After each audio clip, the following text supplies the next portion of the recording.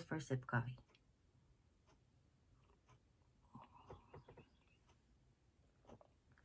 I love sharing that first sip of coffee with you.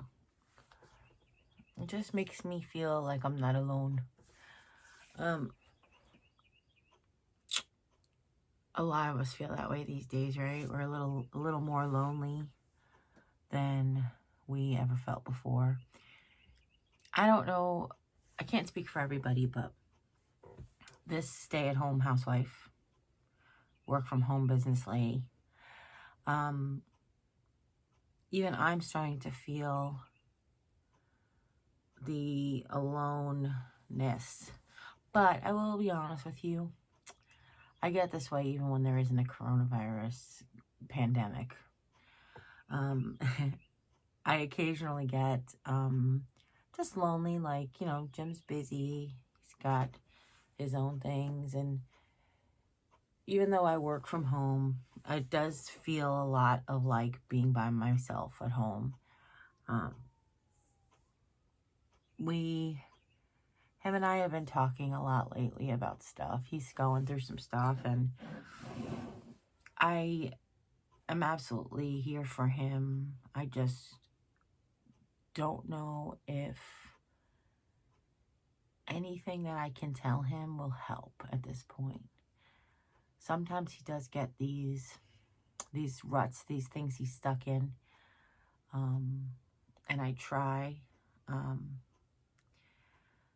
What he literally wants to do, and I mean literally, he literally wants to sell everything and just run away and go somewhere.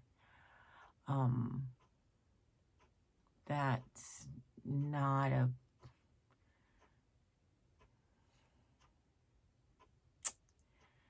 I'm not built that way, unfortunately. Yeah, I'm just not.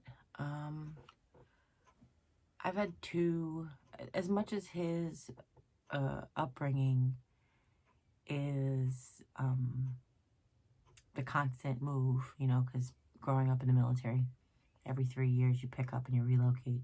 For him it was. I lived in the same place for 42 years. And it was ingrained in us that we needed to have that security, that sense of security of a job, of where your next paycheck's going to come from, where your next meal is going to come from. And I think that for him to get over the loss of friends every year, he was encouraged to live more in the moment. You know, don't worry about yesterday. Don't worry about tomorrow. Just worry about today. And obviously, yin and yang are often attracted to each other, but are sometimes come to an odd, sort of, because of it. He has we met in 1999. We moved in together shortly after, and we were married a year later. And in our 20-year relationship, he has sort of, I don't say run away from home, isn't probably the right word, but he is sort of run away from home. I can't really think of any other way to do it. Say it about every 3 years. He gets the itch. Quit his job. The first time he quit his job, he came to stay with his mom for a couple of weeks. Just like he missed her and everything. And I was like, okay. And then 3 years later, he was working when quit his job again and wanted to go work back in Yellowstone. He worked in Yellowstone the couple of months before I met him.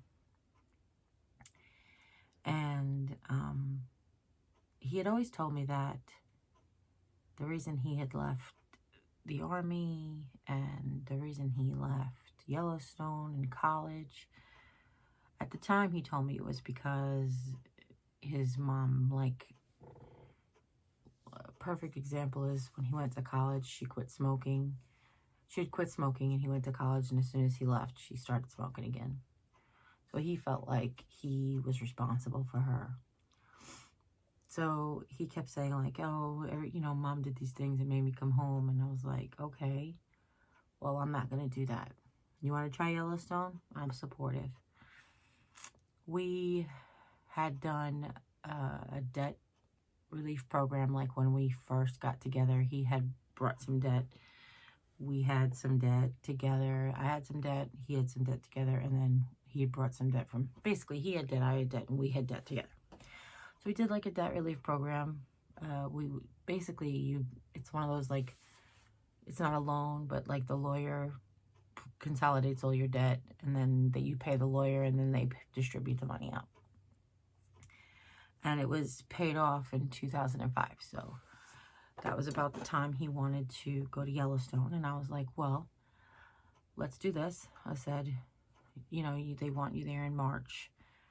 The debt relief program ended in November. So between November and March, we were able to save like $500 in the savings account. I said, let's just do that so we can cover living expenses. We still had car insurance, and we still paid my dad rent and stuff.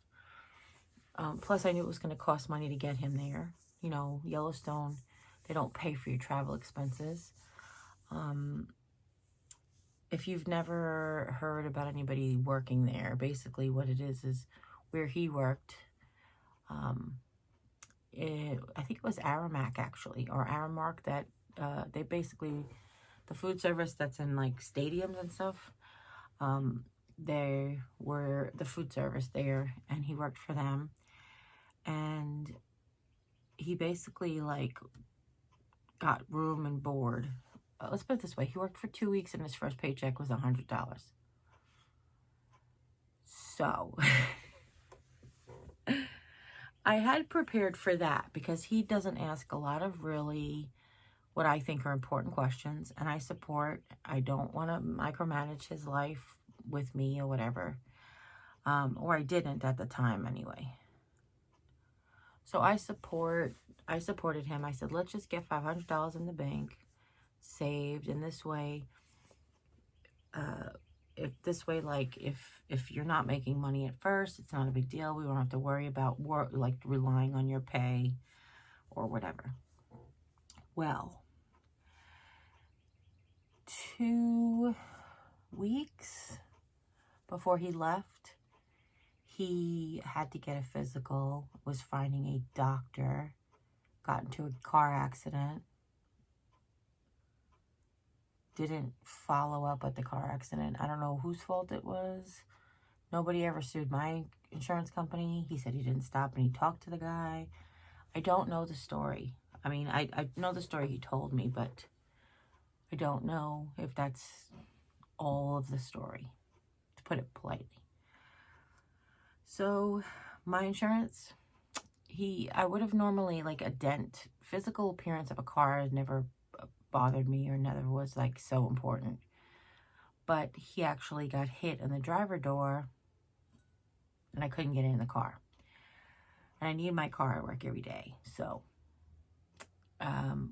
we filed through our insurance, got the car fixed. Guess what? I had a $500 deductible.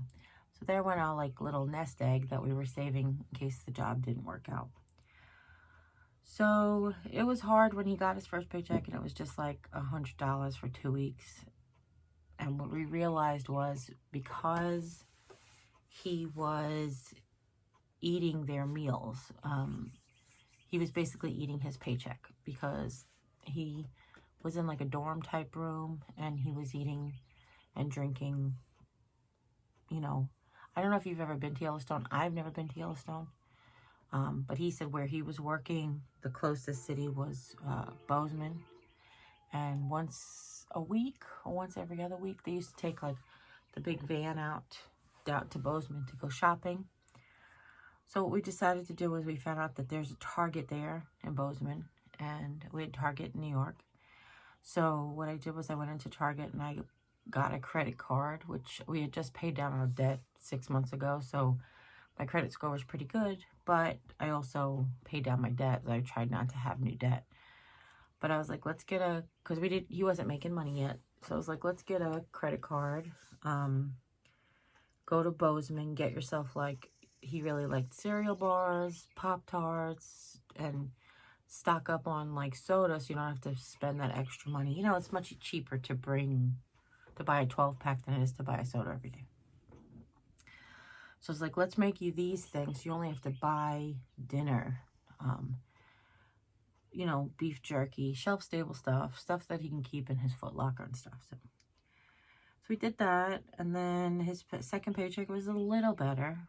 Still, like, not quite what we needed, but then I picked up some work because he wasn't home. I didn't feel as bad at, like, working overtime and picking up other shifts in other houses and stuff. So, I was working at the day program at the time, and I had recently got a raise because I got a new position in 2000, like, I think, I want to say November of 2004 or June of 2004. So like a year, 6 months or a year before. I got a raise and a promotion. Excuse me. So, what was I was talking about, oh, I picked up extra shifts. I'm sorry. So I was working at the day program, and what you can do while you worked at the day program, the same company had 2 different departments, and they weren't financed the same. So I could work on salary at the day program and then work at pick up shifts in a group home, and they would be not considered overtime. You know, like I wouldn't get like time and a half. I would just work out extra hours. So I was doing that. So I was picking up some extra shifts just to make up for the money he wasn't making. And I promised myself that I wasn't going to tell him that he had to come home unless he asked 3 times to come home. I was going to continue to encourage. I have this thing about 3s. It's weird. I mean, a lot of people do. But it's like, I have a 3 strike and you're out rule. Like, if I get burned by you like 3 times, that's it, you know? So there's the same kind of thing in my head. I was like, if he says it once, no, just encourage him, stay it out, stick through, this is what you wanted. If he says it the second time, no, you know, let's find something good in it, whatever. But if he was going to say something the 3rd time, if he was going to complain about a situation, then the 3rd time I was just going to be like, okay, you can come home. So he was there for, I want to say he was there for 3 months. He came back so much thinner. And not necessarily in a good way. So he didn't like lose weight and like work out and gain muscle. He just looked like he wasn't eating. And I didn't feel like responsible, because obviously you're going away to be where I'm not encouraging you to eat, I guess, or whatever. I guess go and have independence. I guess that's the best way to put it. So I'm not going to feel bad for the choices that you made. It's nothing I could have done at the time, I guess. But I was thinking that because I was worried about money in the beginning and how he was eating, that maybe he decided to eat less. I know he had a roommate that he liked, and he would share a lot of food with the roommate.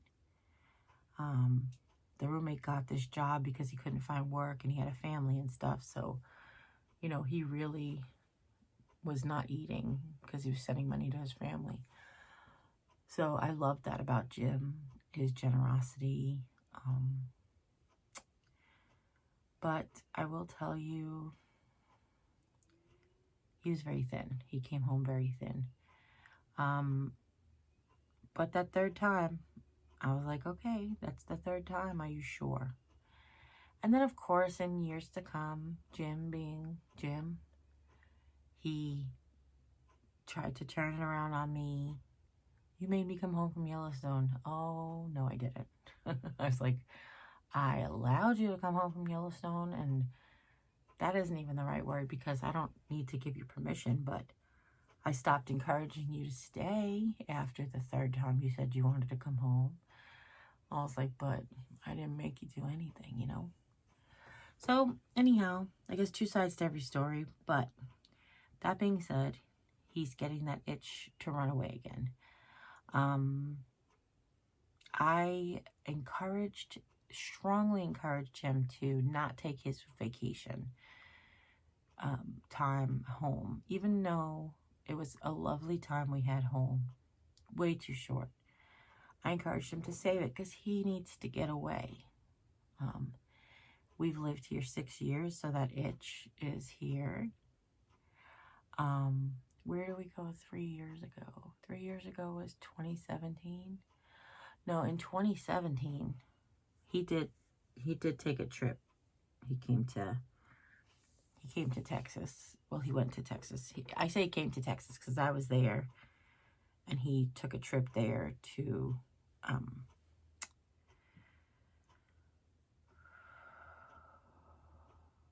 be with me for our anniversary and drive home with me because I spent the summer in Texas. That was the year that Eden got married. So though he didn't get away, he got to Texas, but the fact that I was not there gave him a little bit of sense, like he had a break from me. So I gave him a little bit of sense of being away.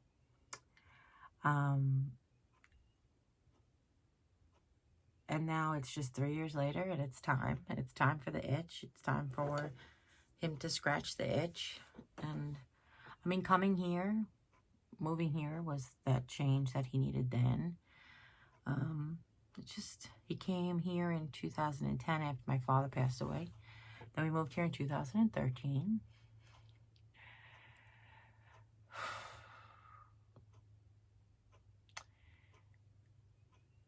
We didn't go anyplace big in 2016, but he did switch jobs in 2016.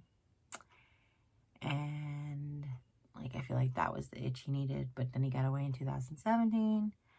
It's just stuff. It's just stuff. I don't know what I'm telling you. I don't know what I'm saying.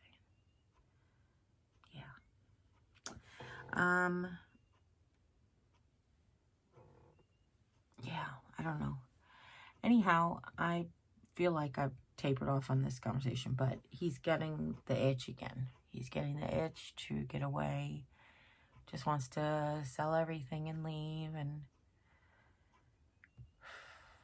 God love him. I just wish I could afford to just be like, send him away anywhere again or go with him at this point. You know, that's another thing. So here I am every day missing him.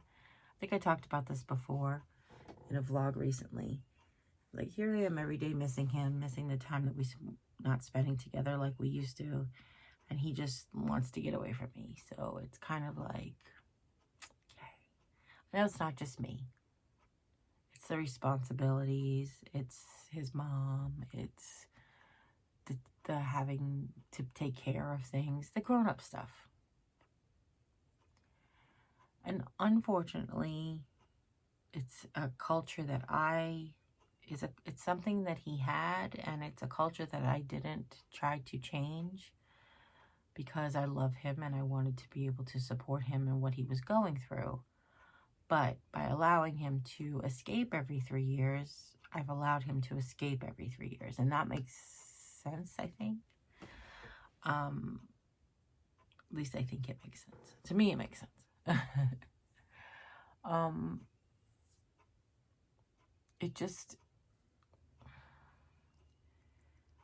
I said to him last night, I was like, you really have got to get to a point as an adult to be an adult. You have to choose to be an adult. It's time. It's time for you to choose to be an adult. Oh.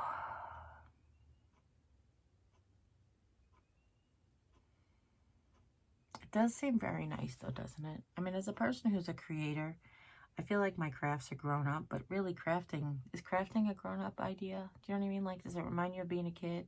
Break out the glue, break out the glitter.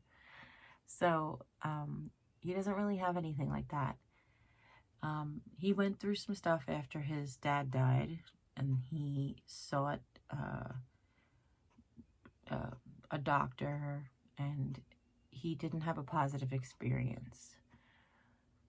So one thing he learned from his mom is if you have a bad experience once, then that's it. And whether it's with food or with travel or with going to a place, like, you had a bad experience. That could have been a bad night. That could have been something that was going on in you. That could have been 1,000 million reasons why that night went bad. You're never going to try again. Like, that's it. So that's the thing with therapy. I've been trying to say you don't have to go to a psychiatrist. You don't have to go to a psychologist even. Just seek a social worker or go to a therapist. Go to a counselor. Talk to a friend. I was like, you're an only child, so you don't really have any release, and you don't have a lot of friends that he just opens up and talks to. I was like, but you have to, and you don't want to talk to me anymore about stuff like this. And I was like, find somebody. You got to find somebody that you can talk to. And I think the vlogs help in a way. He's been vlogging a lot on his channel. I said the vlogs, I think they help in a way, but then he doesn't come back healed. Seems to come back not healed. So I gave him an exercise this morning. Hopefully he'll do it when he wakes up. Do a really good, thorough pros and cons list of staying here in your family's home, like in your home with your family, or being a gypsy, life on the road, for both of us. It has to be for both of us. You can't just gypsy without me anymore. That's it. I'm done after 20 years. You can't be alone. I said, do a really thorough, comprehensive list. And then what we'll do is we'll see what we need to do to make the pros list of being a gypsy disappear a little bit, sort of. He wants to sell everything and just up and leave. I would love to be able to travel. The plan was at this point that we would have the RV and we would take this show on the road sort of situation. But, the universe had a different plan. I think God was trying to tell us something with Mom's health to stay put a little longer. And I've accepted that that's what the message is. Because there are a lot more worse days now than there were before. Not just with her mental health, but with our physical health. So, we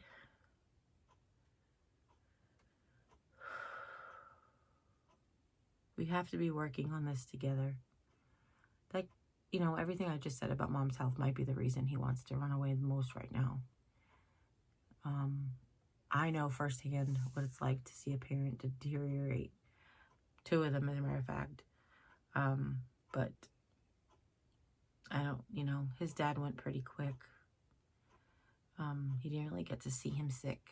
So, I don't know, he didn't really deal with that properly when he was younger. But anyway, this has been a very intense and drawn out vlog. I'm sorry.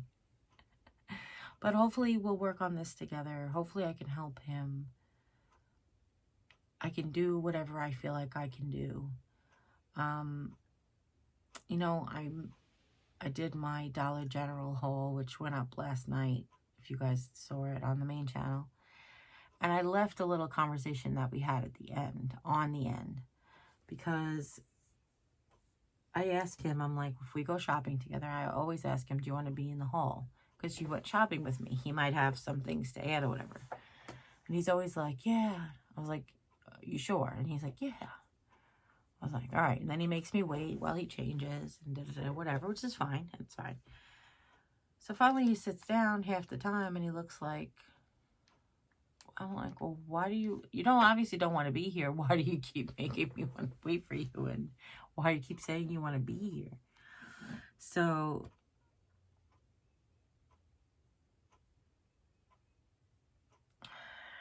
again, I just forgot where I was going.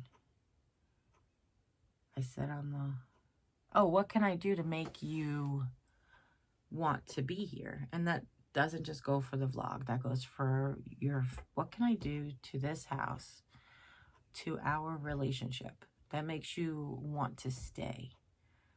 I mean, I feel like I'm doing everything that I can, but maybe he has something in mind that he thinks I can do that I can't do, or that maybe he thinks I can do that I never considered doing, like, you know, or if it's something that he thinks I can do that I know I can't do, at least we can discuss it. So anyhow, that's my day.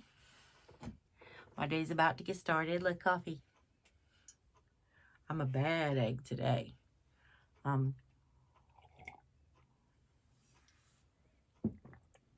I hope and pray that each and every one of you is safe. Stay safe. I will tell you, I checked the website and we have our first confirmed case in the county. It's a big county, but still. The hospital is here. I think it's the only, I mean, there's a clinic, like Mercy Clinic. It's kind of a hospital, but this is the hospital. The clinic is not a hospital. It's not open 24 hours a day. But we have the hospital here in Rolla, so I'm sure wherever that confirmed case lives, they're probably at the hospital. So keep you informed. I'm gonna do some DIYs. I'm gonna do some masks. I'm gonna do some towel redos or whatever. I'm gonna try, I think it's gonna be shout out week. I just saw like the most amazing piece of furniture that inspired me to make another amazing piece of furniture. If that makes any sense. So hopefully get to it. But listen, I love you. Please be safe. Thank you for all of your love. I mean it. I feel like I say it so much in the comments when I do get to reply comments that I almost feel like, are people thinking that you just have this as a auto response when I say thanks for the love? It's sort of like, it's just something that I say a lot, like thanks for the love. And I also say you're so very welcome. You are so very welcome. I say that a lot when people say thank you for stuff. So I just think it's funny. I wonder, I'm like, I wonder if people think you're on auto answering. Oh, people. Thank you for joining me. Thank you for coffee. I love you. And as always, you guys take care. God bless. I'll see you next time. Bye.